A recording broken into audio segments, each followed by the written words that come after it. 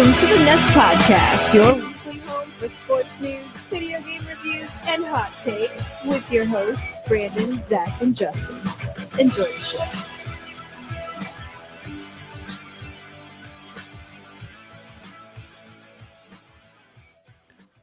What is up, guys? Welcome to another episode of the Nest Podcast. This is episode number 97, the Jeremy Roenick episode, presented by Sportszilla. I'm your host, Brandon. Joining me are my co-hosts, Zach and Justin. What's up, guys? How's your day been? Going good, man. Monday. Just a normal Monday for you, Zach, huh? Yep. I had a steak for dinner, so that was nice. Oh, hey, there you go. I had a steak the other night, and it definitely hit the spot. Did you grill it yourself, or did you go out to eat? Texas Roadhouse. Texas Roadhouse. So you actually went out and braved the elements. Well, we just had it for take home, so it was kind of brave, but not really. Okay, I got you. I hate doing that at good restaurants like that because the fries are always shit whenever you get them home. They're so soggy and stuff from being in that styrofoam carry out box. The steak is usually fine or whatever, but the fries suck. Yeah. I figured that out. You got to go mashed potatoes when you I stayed away from the fries. I went mashed potatoes and house salad. And there you go. See, you guys already know. So good on you.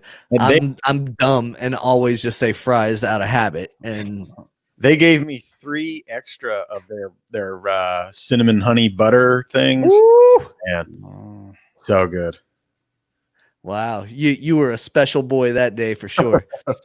Yep. But it's funny, like the coronavirus and COVID and all this stuff. It's impacting all of our day-to-day lives to where these are relevant conversations that we're having now, like the proper ways to get takeout. Imagine the conversations that the NFL is having right now as they're getting ready to, they would be starting mini camps this month, but instead that's pushed way back and all that stuff. So who knows what are they talking about in their meetings? What are they talking about? Right. And like Deuce told us, they're not allowed to go to their locker room. What are they going to do for the pros? Are they going to be allowed to do that? Who knows? Because I mean, I'm sure a lot of their prep is done in the locker room, getting taped up and just getting everything ready, all that stuff. Where are they going to do that? How are they going to do that? I'm sure there's got to be some kind of special circumstances to allow these guys into their locker rooms. Otherwise, you're going to have, 100 grown ass men butt naked changing somewhere on the side of a road. It's insane. I'm sure some people in the population wouldn't mind that too much, but for the rest of us, we would probably say, hey, take it to a locker room, Jack. And how is it the Cowboys are going to screw us again? And it's not even started. The season hadn't even started. I know that came out, and it's like, holy cow. And the Texans, to be fair, are included in that bunch. But we know the biggest name of all is Zeke. Zeke has been impacted with coronavirus. So what's Jerry Jones to do? Nothing. Yeah, pretty much. Make him self quarantine, I guess. I mean, yeah, you can make him quarantine. You can do this, that. But the fact of the matter is it's still spreading. It's going to knock guys out during the season. It's not going to be a normal season by any means if they even play it. If they're already seeing that so many players are testing positive, who's to say NFL is not going to come out and just be like, we're done? They'll play. If you got these high school teams finding ways around the practice, the NFL has no excuse. And colleges are doing the same thing. The colleges are getting back on the field. The difference is, Justin, is these guys are getting paid to do it. They're under contracts or whatever, and they're citing these breaches of these contracts as far as safety clauses. Right. And they're using that as a way to be able to legally not go to work and to be able to legally sit at home and do that. Whereas kids at high school, you don't play, you don't have a chance. State says you go to school, you're going to school. Right. And if you don't play your high school senior year, you might as well just start looking to pay your way to college or get a job or something, because obviously you're not going to make it to the next level. And I think a big thing that a lot of people aren't thinking of is a resurgence in the fall, which is when the NFL season starts and gets going. Come October, November, if this disease starts kicking back up again in full force, it could go rampant through the whole league, because by then we might not really care about it too much if there's just a few 1 and 2 cases, and it could spread like wildfire and completely shut down the season again, like it did for the other leagues that were playing during March when it first kicked off. I mean, I know they are thinking of things like this. Guys like Bruce Arians of the Tampa Bay Buccaneers head coach, he's come out and said that he's going to keep a third quarterback on the roster, but keep him separated from the rest of the team in case an injury happens to Brady, in case coronavirus or something like that happens to Brady, because behind Brady, you've got Blaine Gabbert and Ryan Griffin, and he's planning on keeping both guys, and one of them just stay home. We'll just pay you to stay home. It's very smart. In most positions, though, you can kind of, some offensive guys can go to the defensive side. They've all played that in college and school. But quarterback, you can't take just anybody and put him behind center. I think every team should be smart in this way, because, like you said, if somebody goes down with an injury and you got one guy left who gets COVID, then you've got your wide receiver running shotgun the whole game, basically running a one-trick pony. They're not going to throw it. They're just going to be running the whole game. And, Zach, you was talking about these high school kids kind of the senior year getting ruined, kind of screwing them. That helped out some of these kids, especially in baseball. I saw, they did good their junior year, so therefore that's all they had to go by. There wasn't no injury could hold them back. They couldn't make a mistake. Basically, it helped their stock, and that's what we saw with the Elizabeth and Evan Carter here this past week. It's a good point. Like, if he would have played his senior year, you think he would have really done much better than what he did? I mean, it's hard to say. He could have had another season to where it showed that he was consistently at that level, and he could have gone higher than the 50th draft pick in which he already went. And I know he signed already with the Rangers, and that's awesome for him. Congratulations. We're stoked to hear about these kids from Elizabeth and making it. But, you guys seem to be in favor of the idea of carrying a third quarterback and keeping him, maybe isolated or away from the team in case something happens.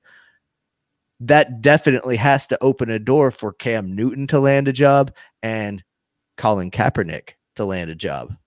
Yeah, that's a good point. I mean, if they're not doing nothing anyway, I'm pay him to stay home.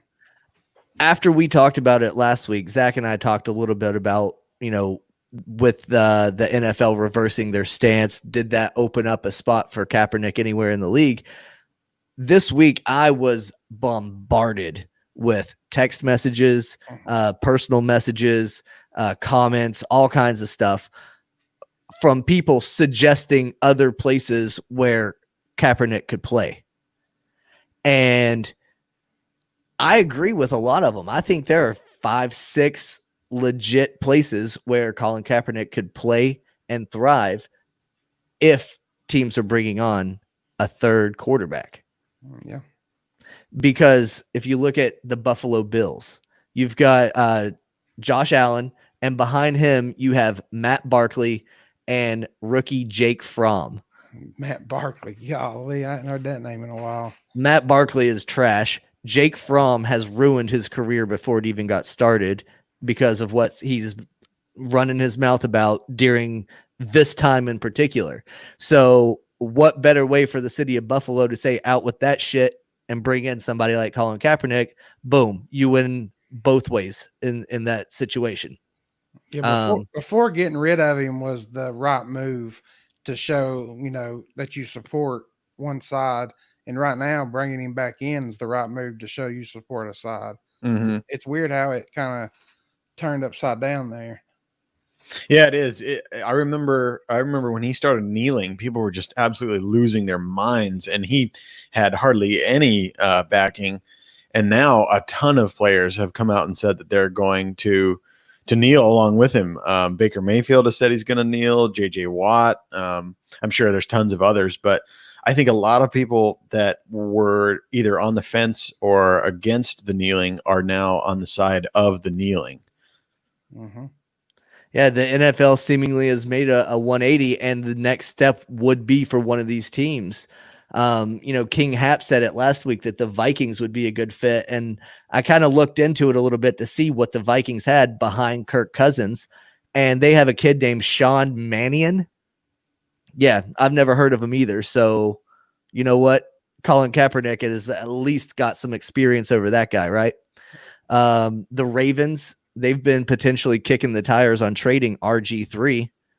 If they get rid of that as a backup, then they would need to plug in somebody. I still think the Jaguars are the perfect fit for him, in my opinion, but Wallow didn't seem to think so. So, yeah, I could see both sides. I could see that the team as a whole is a good fit for him, but that the fan base wouldn't really go along with it. I don't know. I kind of expect some team out there to try and take the moral high ground and bring him on. If not to have him as an actual backup, they're just gonna, like I said, play the moral card and say, look at us, we did this because we support this cause, and get some buzz out of it. Maybe one of those small teams that really doesn't make a lot of noise. well, and if that idea that Bruce Arenas is floating catches on around the league to even 5, 6, 7 teams, that opens up another quarterback job for these teams to have to carry on their rosters. So, but the more I thought about it, like, why would you pay and hold a roster spot for a third player when there's so many quarterbacks at home? Like, why not just wait till that situation happens to sign it? But I could see why he's doing it, because you would have to put something in the contract that's saying, you have to follow these precautions. Mm-hmm. Because if your guy's at home and he's going out to restaurants and going out to bars, then he's just as pointless as whoever's on this team, with everybody else. the reason that you carry a guy and keep him in isolation like that, the way that Bruce is talking about, is in case the coronavirus impacts your QB1, because then that ultimately takes out your QB2 also, because they're in such close proximity that they both will have to isolate. So Right. You want a third guy that knows your playbook already to be able to suit up and come in and play. Yeah. I'm interested to see what that looks like what they have to write up. Because like I said, you don't want somebody like Zeke who's just running free at their house. If you're going to pay somebody, you want them to. And they can write up whatever they want into a contract. They can say, Sure. You can't leave your house. You got to get all your stuff delivered. They can do whatever they want in that contract. So I think you could see something like that coming. That'd Yeah. be interesting. Something else that we can definitely see coming is the end of the baseball season, Zach. Oh, God, yeah.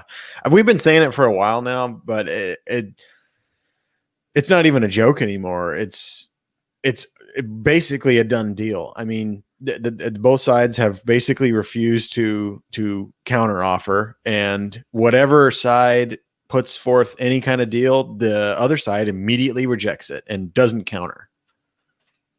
Yeah, I find it very interesting, though, that the players, in their final rejection of the owner's proposal, they said, look, basically to Rob Manfred, look, we'll play whatever you tell us to play. Tell us when and where. I think Tony Clark basically laid out the ultimatum and like, we're not going to accept any of this bull crap that they're putting out there, but tell us when we can play for the amount of games we can play, and we'll be there. And the owners are the ones that are now saying, well, if they're not agreeing to anything, we're going to start just backing out, opting our team out of the season. And if 8 owners do that, then there's not a 2020 season. Yeah, and you wouldn't be hard pressed to find 8 owners that don't want to do that. So I ask you, now that we're at this point where the players said, tell us when and where, and the owners are contemplating backing out of the season, who's really to blame? Right. Who's really the one that's been holding up all of this the whole time? Yeah, we kind of said that from the beginning, that the owners were the ones that were holding everything up, because they put out that deal and then they realized what they actually did and said, "Oh, no," and the players were good to go, and then it just went from there, and it's been a shit show. Yeah. Let me ask you this from somebody that's not a fanatic like you two. Just from like a guy that every once in a while I watch World Series, I'll keep track of it. Is this, I mean, I can see this destroying baseball in general for the future, because, and correct me if I'm wrong, but on the outside looking in, you've got the people like you guys that are just absolutely stats, you guys know everything about everything. And then you got everybody else. And I don't see that everybody else following the same as football, basketball. So, No, it's not. This could destroy the major leagues for 10, 15 years down the road. Absolutely, it can. This is one of those things that, if you remember back in 1994, and it's ironic that it's happening again this summer because they're showing it on TV again right now, with their freaking long gone summer that they have on TV, talking about the 98 home run rally between Sammy Sosa and McGuire that brought the sport back. Before that, the strike in 94 had pretty much killed it. Yep. So for 4 years, not many people really cared about baseball. It kind of just floundered around. As a young kid during that time, it didn't really bother me because I saw baseball on TV and I was happy. But for a lot of adults that understood what was going on and kind of realized, like, these guys are complaining about a lot of money, then they kind of stopped watching. And a lot of people that I talk to this day will say, I stopped watching during the strike and I never came back. Yeah. Dylan has a very good point there, and I think that's pretty spot on. If they had a salary cap, then you wouldn't have all this ridiculous money that these owners would have to fork up. They would have it set in stone, and they would know what they're on the hook for. Yeah, I could definitely see that coming. Is that a change for the future that you think would be good? All the other sports have salary caps, and they're all coming back with agreements and tentatively, depending on safety, not depending on if they're getting paid, but depending on safety, as it should be in this case. Yeah, I definitely don't think it would hurt the sport. I think it would kind of even the playing field a little bit, because those owners that pay ungodly amounts of money would be, checked a little bit. And I don't see anything wrong with that. It's a known thing that teams typically pay to win for one season. They go one and done. They pay all this money to win a World Series, and then after that, they have to basically rebuild. Yeah, I definitely see that coming in the future for sure. It'd make the draft and everything so much more interesting.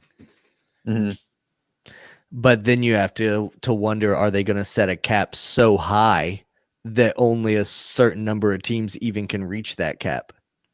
Yeah, I mean, it would have to be. It would have to be something that everybody can reach, because that's the only way that it's going to make the whole playing field level.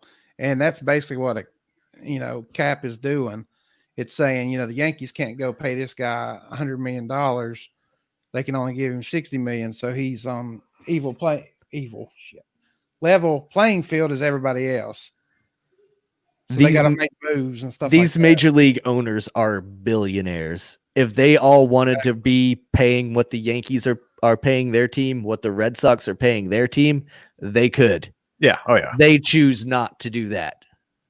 Yep. And they'll come with the argument of, well, I have a small market team, this, that, and the other. My city won't build a new stadium and attract fans and all this crap. But like you said, at the end of the day, they have billions in their net worth, and they don't ever want to dive into that. So yeah, everybody, homework for this week is to go watch Moneyball. I love that movie. Yeah, we'll talk about it next week. Speaking of the billionaires and everything, Justin Turner came out with a pretty interesting take on what the Cardinals owner had to say, which was a ridiculous thing to say. The owner basically said that it's not very profitable to own a baseball team.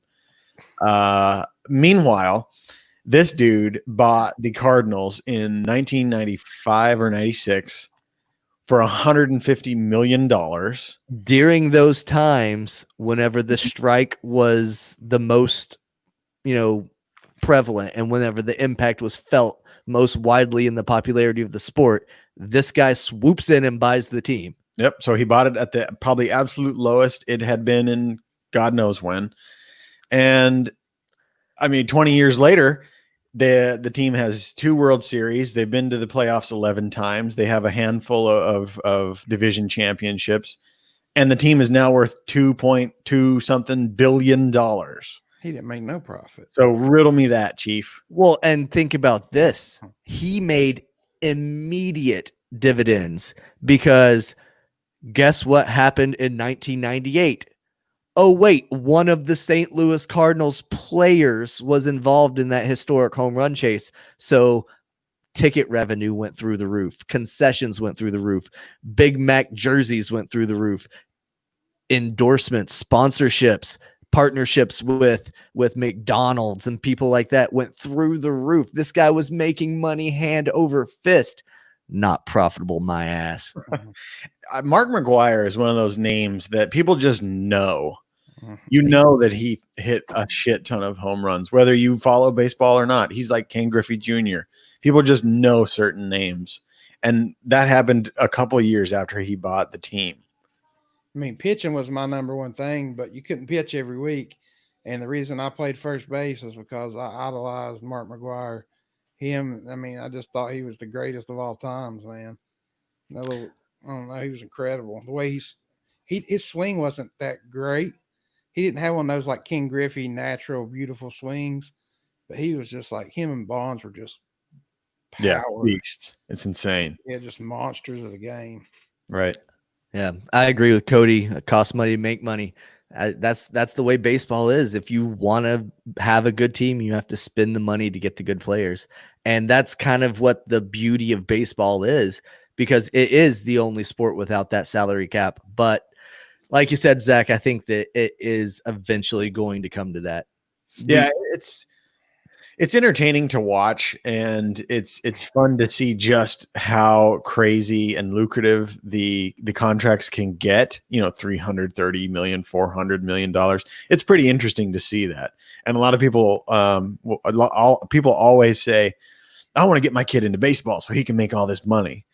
Well, the problem with that is up until that point, he was making chump change, and he was playing his absolute best for 6 or 7 years to make a few $100 million or a few $100,000, which is not chump change, but compared to that, it is. So it's not just you waltz in and you get handed $300 million. That's only for a very select few amount of players, considering the huge amount of players that MLB has. And it takes a long time to get there, if you ever do.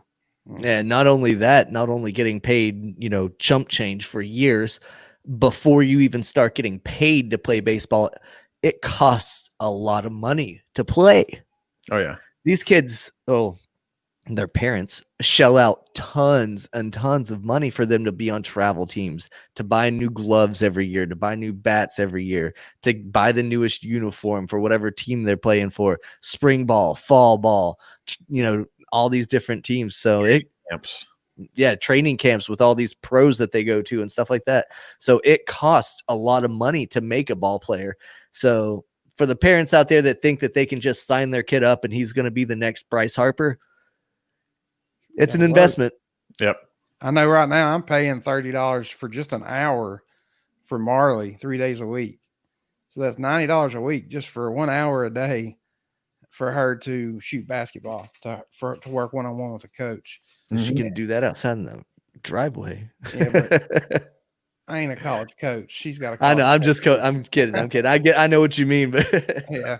And then not to mention, all the tournament fees, like you said, and me and Allison talked about the other day, COVID has saved us a fortune. Oh, I bet. We spend $100 more every single weekend from basketball tournaments. And just to not have to go to those, I mean, as much as I miss them, we're saving so much money. Like, it's ridiculous right now. Absolutely. I think if Major League Baseball really wanted to save face, and if they actually cared about the fans, they would take this as an opportunity to realize how greedy they are and fund some of the youth programs, fund things in cities where there are minor league teams, where there are major league teams everywhere. Like, try to take care of local kids, make it less expensive for them so that you have more kids growing up that will love the game. Mm-hmm. So many kids don't get to play these good sports anymore because it's too expensive on their parents. Yep, I agree. The kids should never have to pay anything. As much money as, like you said, the owners have got, all these tournaments and stuff, they shouldn't be all these entry fees and all this stuff. That should all be, paid for by whoever, by the league, by the city. And that's what I don't understand. You want these kids to get better and play, but the kids that don't have money, that might have talent, can't do these things that the rich kids can do. Yeah. Hell, try to get some sponsors out in those local towns. I'm sure whatever local company or whatever would want their name plastered on a tournament like that. There's got to be options. The thing is when people do sponsorships, they use it for the stupidest stuff. Like, it's don't really go toward the kid. It goes toward the experience. Like, you still got to pay all this money, but you might get a $20 ring instead of a $10 medal. You know what I mean? Like, the people, it's weird. And like you said, it's like the rich keep getting richer, but they're not helping nobody out with themselves, which is going to destroy baseball, basically. Yeah, absolutely. And I think MLB in and of itself is in trouble, but I think the minor leagues are in trouble too, because those players are screwed. I mean, they don't have anything coming their way, and no one knows who they are. They can't just start up a Twitch channel and start playing Warzone and maybe get a following. No one gives a shit about some AA, AAA guy. So they have to go find some other job. And what's the likelihood of them coming back next year to try it all over again? Time out, Zach. We care about you. Come tell your story on our podcast. That we do. We'll have all the AA and AAA guys if they want to come on here and bitch and rant about their current situations, because a lot of MLB owners, those dirty bastards, are encouraging these minor league players not, I repeat, not to file for unemployment. Yeah, that's stupid. So just live off of hopes and dreams. So they got cut from their team, and the owners are encouraging them not to seek unemployment, because that would impact the team's unemployment insurance tax. You can fuck right off. Yeah, no, forget that. just like you said, we care about them. I always say, if there's somebody here in Tennessee that's a professional, don't go out paying all these membership fees that they're not giving you. Come to my gym, work out for free all day long. Yeah. But you got to talk to me.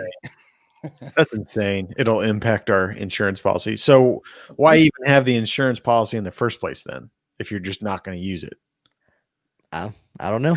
And I guess who's paying that? Is that coming from the top, or is that coming? I'm sure that's coming from everybody's paychecks or whatever.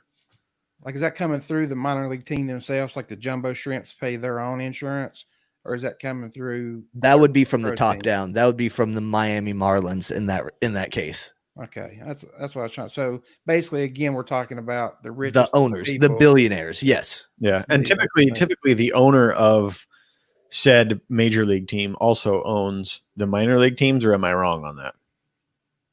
Say that again, Zach. The owner of the major league team also owns the minor league team. He owns the entire system all the way down. Yeah, that's what I thought. They'll have general managers at each level, but the owner owns the whole thing. Yep. Sure. Yep. And they're cutting these guys left and right. They're telling them they can't go and do that because it's going to hurt the team. And they do that because why? They're still under contract. They can't go look and pitch for other teams. They can't a guy cut from the Reds can't go and show up for the A's and be like, hey, can I try out? Because I'm really good, but they wouldn't let me play.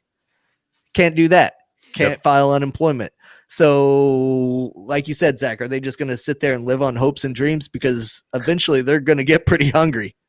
I don't get it, man. It's so terrible for the sport because, like Justin said earlier, there's the guys like us who watch as many games throughout the season as we can, and there's people that tune in for October, maybe the World Series, and then everybody else doesn't give a shit about baseball. And if there's no season, why even tune in?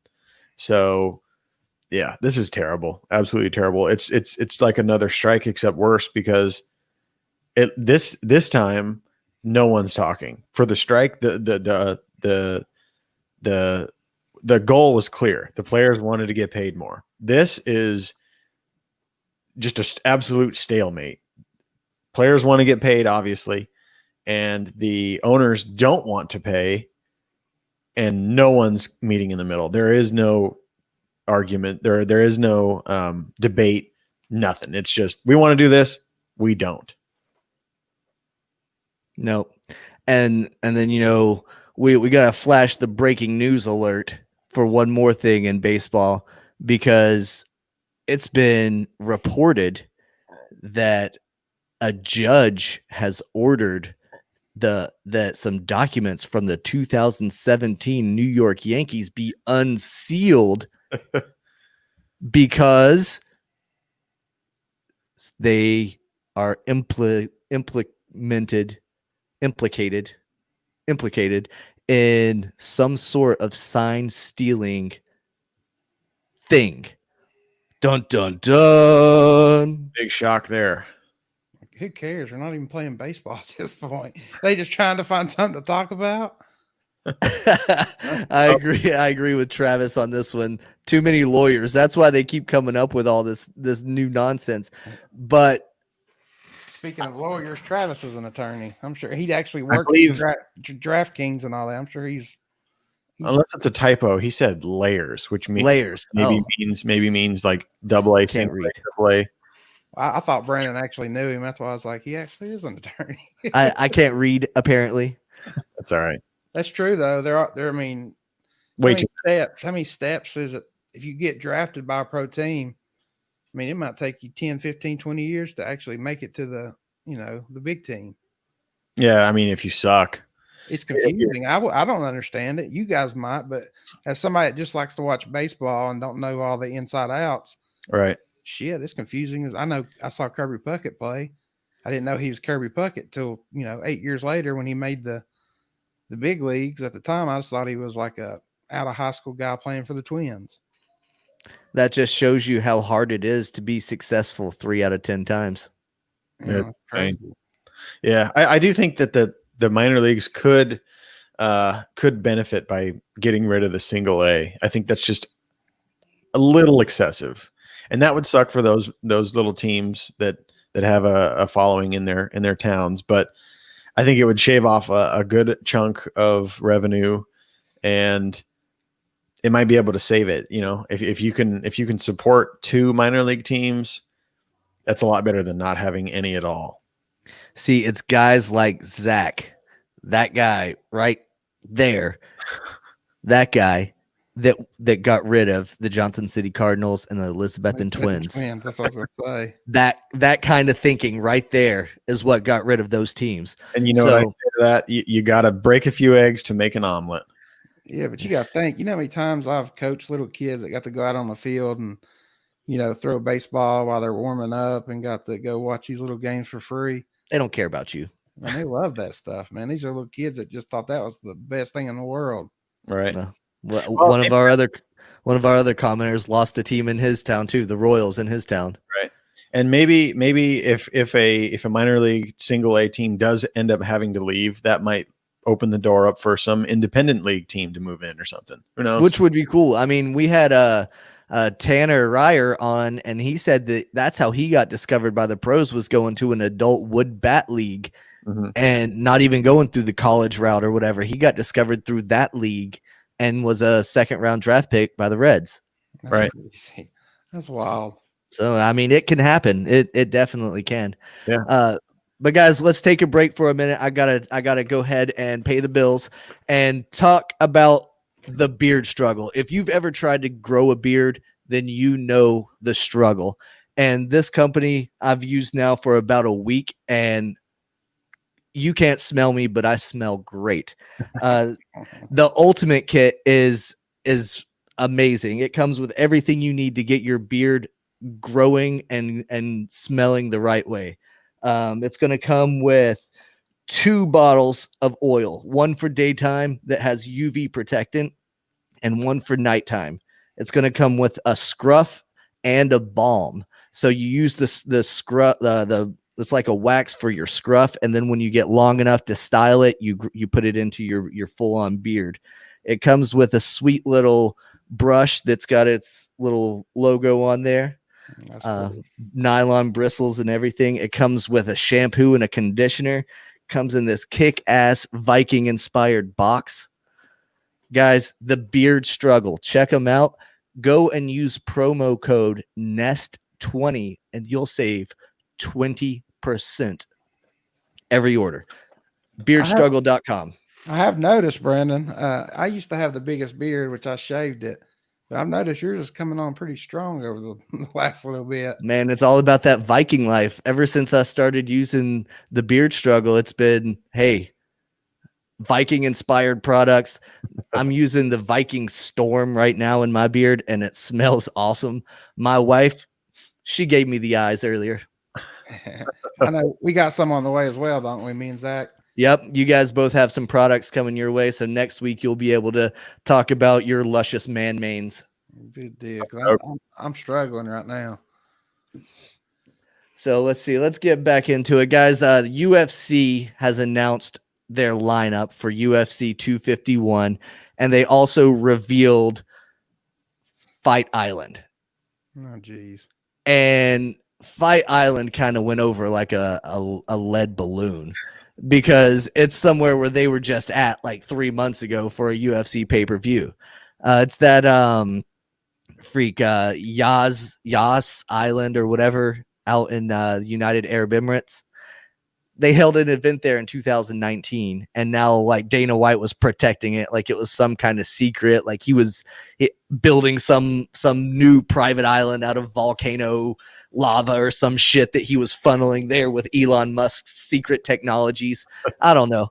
So this ain't Mortal Kombat Island. Like it's somewhere we've seen before, but I guess he did sign an exclusive 5-year deal to be able to hold multiple events there on Fight Island. So it is what it is. UFC 251, wherever it's going to be held, is going to be an awesome card because they are stacking it with championship fights. Kind of like they always do in the summer, have a big blockbuster. This is it. It's going to be the first fight on this contract with Fight Island, so they wanted to knock it out of the park. Usman and Burns, I guess, is going to be your main event on that card. Solid fight, but it's a solid plan B because it's not the fight we all wanted. It's not the fight that needed to happen because they couldn't make it happen because they didn't want to pay Masvidal. And apparently Usman was ducking that fight anyway. So, wow. Yeah, I've seen Masvidal bitch up and down about that, and that Dana just didn't want to hear it, didn't want to pay him, and said it gave him basically a take it or leave it deal, and he didn't want to negotiate, and Masvidal didn't like that, and here we are. I guess it's interesting to see all these fighters kind of have issues with their financial status in the UFC. John Jones obviously is not happy. And that just goes to show you that Dana's freaking cutthroat, and he skipped over Masvidal and said, Gilbert Burns, you're in there, which I think is a bit of a stretch. He looked good in his last fight, but to just immediately jump to the championship fight, oh man, that's a stretch if you ask me. This is an interesting proposition right Ed here. versus Zach, Justin as ref. Who wins? You decide. MMA takeover of the nest. Oh man. The ref wins that one. Because you just get to sit there and watch. I got badass friends. That's true. Yeah, you'd have your boxing guys jump in there after us. Zach, you bring up a good point about, not paying guys like Masvidal and Jones. And, you also got to mention Triple C in that conversation, because ultimately that's why he retired, was he felt he wasn't getting paid enough. DC is going to retire soon. I don't know, man. McGregor saying that he's retiring, that's a big deal. Fucking these young guys are up and coming, are going to have to get paid. I think they need to all band together and go to Bellator. I think they should all go to Bellator. What's stopping Bellator or one of these other RFA or one of these other companies? If Dana's being a douche about everything right now, you take some of the best fighters that aren't getting paid right now, take them over to Bellator, then bam, that's the new thing. Nobody wants to fight UFC no more. They want to fight Bellator. Dylan agrees with you. Yeah. I think the only thing that the UFC has over those other organizations is just the pull. I mean, they have ESPN now, and Bellator is still with Ryzen, which or DAZN. Sorry, DAZN. You have to subscribe to that to watch Bellator, and I think they have some stuff on cable, so it's not as easily accessible for the casuals as the UFC is now. So.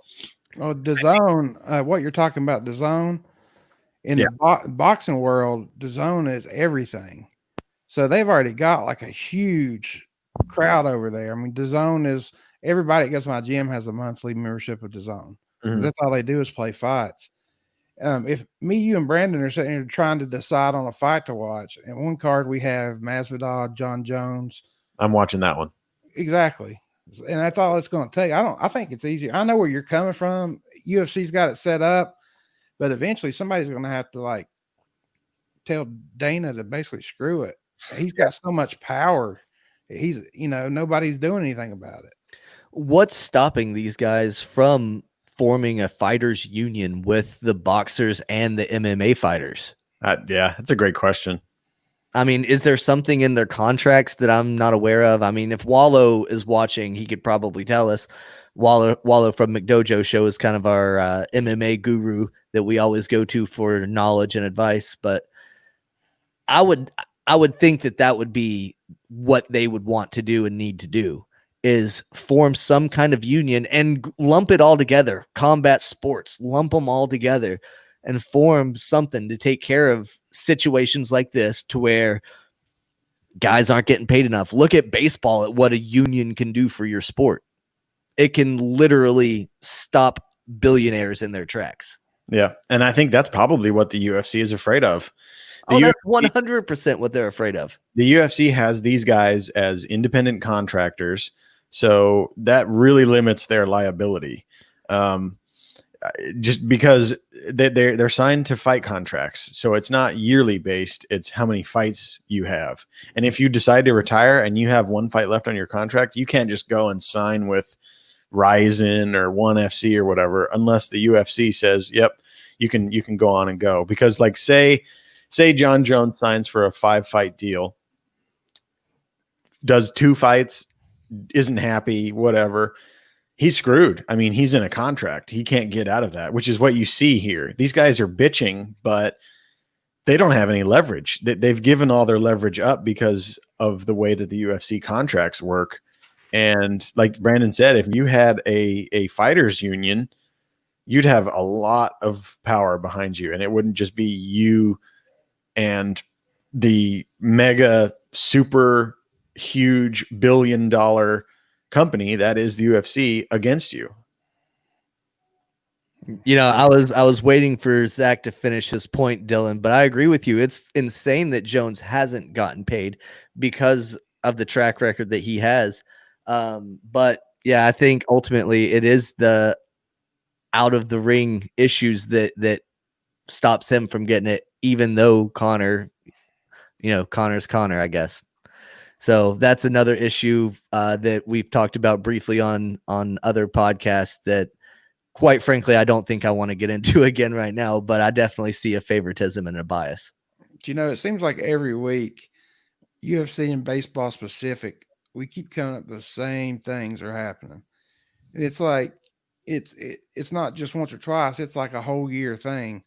Like the sign stealing. Baseball's not even on, but now we're coming to another team now. Mm-hmm. And then I don't know, man. There's something. Both those sports just need to have a reality check. They need to watch all these other sports like NFL, college football, the ones that are actually being successful. Everybody's happy. They need to take a look and see what's going on and try to incorporate that in their business. Right. I definitely think that the door is open in the MMA world for an organization to swoop in and at least take a stab at the UFC. Clearly, a lot of fighters are not happy and they don't take care of their new guys. So what is even the point unless you think that you can make a name for yourself easier in the UFC than Bellator or wherever else? But the door is definitely open. I think if 2 or 3 big stars move over in the next couple of years, then that'll kind of start getting the ball rolling. Imagine if Conor goes and fights a Bellator fight or something, because unlike everyone else, I think Conor holds his own cards more than any other fighter because he's got so many other things going on with his whiskey and all that crap. So I think he could probably negotiate out of his UFC contract, whatever that might be. And just imagine if he puts on a fight with some other promotion, that'll just skyrocket them. Remember WWE versus or WWF or whatever? What if they did that and they had like Bellator versus UFC? That'd be awesome. Yeah, that'd be insane. That would be awesome. Kind of like an ultimate champion, an ultimate fighting champion. Mm-hmm. Yeah. That'd be sick. You could have like even RFA and those other.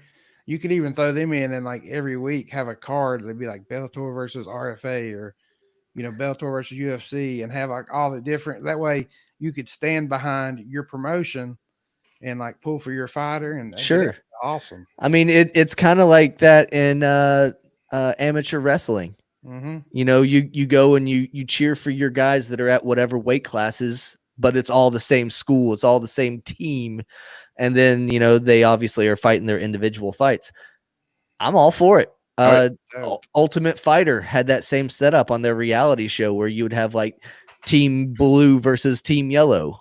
Name whatever pro fighter was teaching them. Yep. But this way it'd be even better than Ultimate Fighter because there'd be so much more pride behind that win. You know what I mean? Like you got, instead of Team Red and Blue, you've got like, I'm standing behind Bellator. This is my team.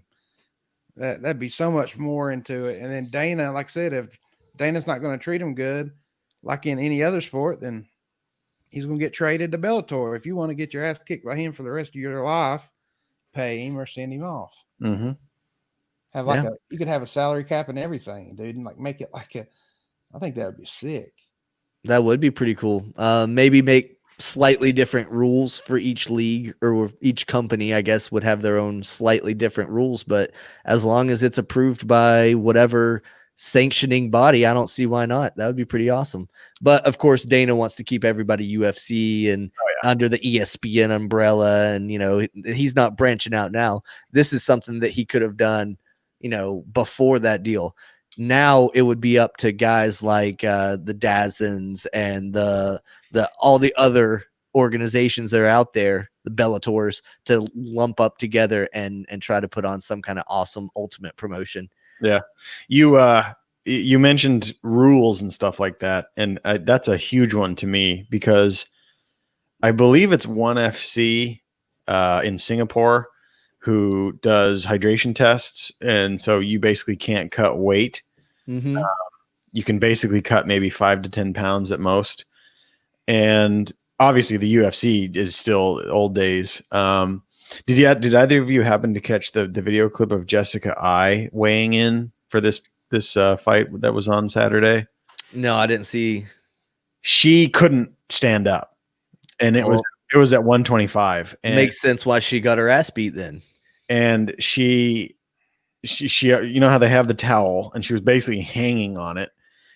I think she was over by a pound and a quarter or something like that. She didn't make it, and she was still that terrible of a shape. And at once they weighed her, she said, "I don't think I can stand up, guys." And she kind of fell into people's arms. And we've seen this before. And this is just something that is inevitably going to take someone's life. And I think it's barbaric that the UFC hasn't changed this somehow. Either have more weight classes or some sort of testing. They already have USADA, which is allegedly the most stringent testing ever or whatever. According to Cody Garbrandt, not really, though. Exactly. That's why I said allegedly. Why not implement something like a hydration test or a off-season weight or something like that, a non-competitive weight or something like that? So, like if you register to fight in this division, the max you can weigh when you're away from this division is 7 pounds over, or whatever they put it at. Exactly. I agree with that. That makes perfect sense. It makes it to where that weight cut's not so dramatic, so that somebody's not trying to shed off 20 pounds in a week and a half. Exactly. Let me tell y'all something. You know, Adam Townsend, he would lose 24 pounds in a day. Shoo. He walks around at like 220 and he would fight at 155. What? Yeah. But I don't know how he does it, but that's the reason, you know, Roy's still in bad shape. He's in New York. This last fight that he had, he cut weight like a MMA fighter instead of a boxer. Roy was always just like 1 or 2 pounds over, so he never had to worry about cutting weight. This last time they did the hydration bags, the fluid, all the different things that MMA fighters do, and he ended up in a coma. And we speculate that the reason he ended up in that coma was because of the way he cut weight. His body was so used to doing it the same way every fight, and then all of a sudden somebody was like, "Hey, you ain't got to diet, you can do this. Yep. Get your weight down." And I swear we don't know, the doctors have no way of telling us, that's exactly what happened. But the guys at the gym, we talk about it all the time. I mean, I would about say 95% chance that his weight cut is what technically put him in the coma. Yeah, I wouldn't doubt that for a second. And it's crazy. And just to think about, but Adam Townsend, I don't know how he does it. He'll be weighing in at like 180, have to be at 155. And then like the next day he makes 155. I've never seen nobody like him. I've seen people cut 10 pounds in a day. He is a freak, dude. I don't know how he does it, but it's definitely not safe. And like I said, it ended up almost killing my best friend if we still don't even know what's going to happen. Right. Yeah, and that's just something that has been in the fighting sports for so long that I guess people just can't shake it, and that's the way that a lot of people think it's done, but I don't get it. In this day and age, I do not understand it. Why would you want to do that to your body? And it just made no sense. Time and time again, after so many times of doing that, it's detrimental for your overall health. And I don't get it. I have no words for it. Why still have that in a sport? In a professional sport that is displayed on ESPN, why would you have that in your organization? We do 5 or 6 pounds. And that's fine. I'd say up to 10 pounds is fine, because you can shed 10 pounds of water weight and be fine. Like Trenton weighed in at 98 his last fight. We turned him in at 95 because you could technically wake up and pee, and as long as you don't eat and you're spitting, you'll lose 3, 4, or 5 pounds just overnight. Yep. Anything, if he was over 98, he's going up in a weight class. Now, once they turn pro, that's the problem. We can control that as amateur fighters in USA Boxing, but once they turn pro, I mean, you can sign them, but I mean, a pro adult is an adult. You can't take food out of his mouth. You can't. I could tell some of these fighters 100 times to do something, and they'll look at me like, exactly. Screw you. And that's why I put the blame on the organization. Yeah, certain organizations have stepped up and said, we're not going to do this. It is 100% up to the organization. It has to be, because if you leave it up to the fighters, man, they'll risk their life to take a fight. That's just the mentality they got. Yep, absolutely. And that's a fighter's mentality in and of itself. In the ring and stuff like that, they're never going to throw in the towel, hardly ever. And that's why when you do, they get pissed. Decision That's why it's up to the organization to protect them, because they're in there doing their thing. Mm-hmm. They're not thinking of, oh shit, I got to protect this and that and the other. They're in there trying to get their job done. And it's up to the people that are actually there to protect them to do their job. No. And, to you guys' point, Cody in the comments said that he lost 20 pounds of water weight in a season and won that year. So that's why guys do it. Yep. Go down, you'll be stronger. Go down, you'll be bigger than all the other kids. Yep. I mean, it not safe. Guys have that mentality though, like you said, Justin, and if you can get any kind of a competitive advantage over your opponents, that's what you do to get there. Mm-hmm. And me at my body size, if I cut down to 155, I would be a lot better off than if I fought at 185. Mm-hmm. Yep. So it is what it is. And that's a huge freaking cut for me because I'm sitting at like 200 right now. That's what's so good about being a big guy. Like once you get 201, you got all the way to 260. Once you get to 260, screw it. I could weigh 500 pounds and never have to cut an ounce. You guys remember Butterbean? Oh yeah. He never had to cut weight. He never stopped. He never missed a meal. Nope, he didn't have to. Shit, he was way over. Yep, that's crazy. But back to 251 real quick, guys. We're also getting Alexander the Great Volkanovski. Did I say that right, Zach? Yep. Good deal. And Max Holloway for the featherweight title. Max is getting another shot at it. Yeah, I think that's deserved. I think Connor was a one and done featherweight, and Max Holloway has held that belt for a long time. He beat Aldo twice. He's definitely a seasoned vet in that division, and he deserves it. But if he loses this time, I'd say it's back to the rankings for him. I'm saying enough's enough. The winner gets Zabit. I would love to see that. Zabit needs a shot. He's ready. That dude is a monster. I don't even know what he's ranked right now, but that's the guy I want to see fighting for the belt. Yeah. People need to know him like they know Khabib. Zabit is from that same part of the world. They make a different kind of person over there. Oof. Oof, do they? What's he wrestle? If Khabib does bears, he like fight tigers or no? He must fight kangaroos or something because he's better with the punches. That's true. Yeah, he is a very good striker. And kangaroos will mess you up, man. He's number. I'm saying that's what he trades against. I don't know. Yeah. He's ranked number 3. The Australia. Oh, so that's perfect. Slide him right into the title shot. He fights Australian kangaroos. They're different than, or not Australian. He fights Dagestani kangaroos. Way different than Australian. Yeah, I was watching on YouTube. Some cowboy guy jumped into a pen with one of those. That thing beat him down. It was funny. And also on the fight, you mentioned him earlier. Aldo getting another crack at a title shot against Peter Yan for the bantam. Yes, sir. I think for the vacant. I think Aldo will take it. I think he was where he needed to be last time. He just didn't. He was so surprising last time. At least I thought, and I think a lot of people thought that him going down to 135 was insane, but he looked great. I mean, he did everything right. And you can definitely lose weight in a right way, and you can move down a weight class in a right way. Mm-hmm. It takes a while. It takes maybe about a year or so, depending on your body style and your body type and what weight you're actually at. But I think he did it. I think he might thrive at 135. You get 6 to 9 weeks at minimum for a camp. If you start dieting at the beginning of camp, then you don't have to worry about doing none of that crazy stuff. You're there.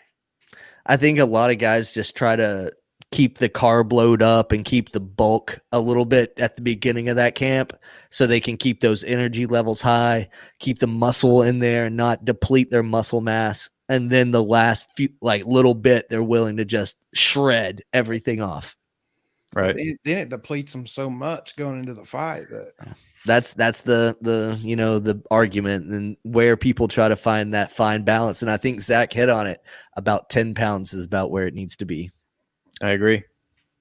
Mm-hmm. Well, it was your original point. I would hope you agree. Yep.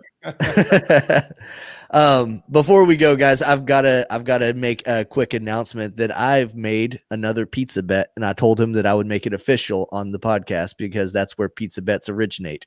Mm-hmm. So Brandon, Janice, if you're listening, here it is. Our bet is going to be official. He took the LA Lakers winning it all in the NBA, and I get the field. Everybody else, What a terrible bet. dude. I mean, I know the Lakers are pretty stacked, but that's Yeah. He's that confident. And I said, you know what? Since you're that confident, if you win, not only will I buy you a pizza, I'll throw in a Nest Podcast t-shirt. So he's if he wins, he's gonna get a Nest Podcast shirt out of the deal. So I got to redeem myself. I'm 0 for 2 on the pizza bet. That's right. dang, did you ever cash in on that, Zach? Oh yeah. Yeah, he Yeah. did. Good I was deal. driving home from boxing one day, and I looked down at my phone, and he said, "Oh, I sure would like to have a pizza tonight." And I said, well, "What's your address?" The wife gave you the face palm emoji. I'm pretty quick on paying my pizza bets. Man of your word. No one can take that away from you. Well, guys, you got anything else you want to talk about? I do. If you want to bring up Cody's last comment there, take this time to give myself a little plug here. Cody asked when the next video game episode is, and I think I have an actual episode planned for when Ghost of Tsushima releases for PlayStation 4. But if you want to talk video games, watch video games, I'm going to be doing a live stream once a week on Mixer, and I will share the link to that on our Facebook page. I'm probably going to do it either Saturday or Sunday. And I did one yesterday, and I played some Warzone. I'll just play whatever I feel like, and once I get a new game, we can stream that too. So if you're into that, check it out. Yeah. Also, guys, ain't it somebody's birthday today? You know, Who's that? Zach said that it was just a normal Monday, but I didn't believe him. But it was in reality. Happy birthday to Zach. Zach's 42 today. Yep, it is Zach's birthday today. So happy birthday, Zach. And thanks to all of you who have been listening and that have joined in on the comments section. We always love to see you guys popping in there and talking to us. We don't have anything lined up this week, do we, boys? Maybe Something coming this week. Okay. Maybe. I'm working on something. Of course, I sent you that information today. Real quick though, I just want y'all's opinion. I know we can talk about this later, but what do y'all think about the PS5? You think I personally think it's hideous. I think the games look sweet, but like the actual look of it. Yeah, I think it looks like a Wi-Fi router. They didn't do it very well. And I a white console. The Xbox 360 was white, the original one. It didn't get too dirty for me.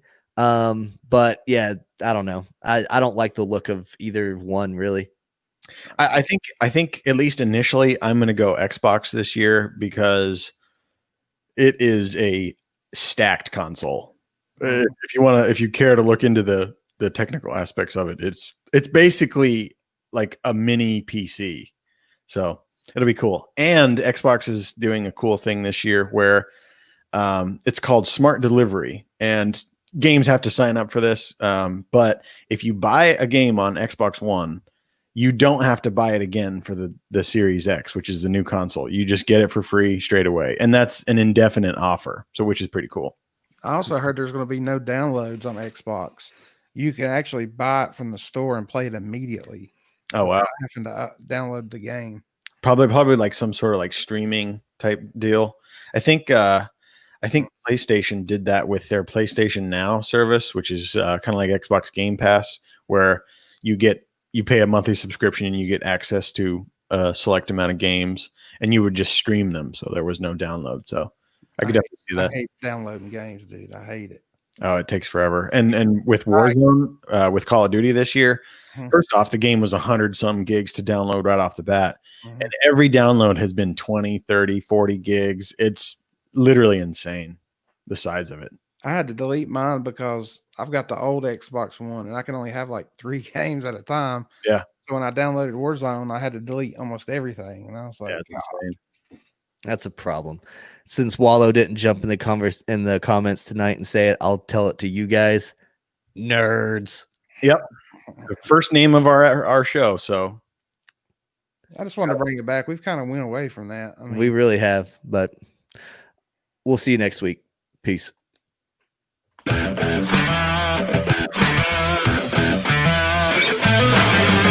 Thanks for listening. New episodes are recorded every week.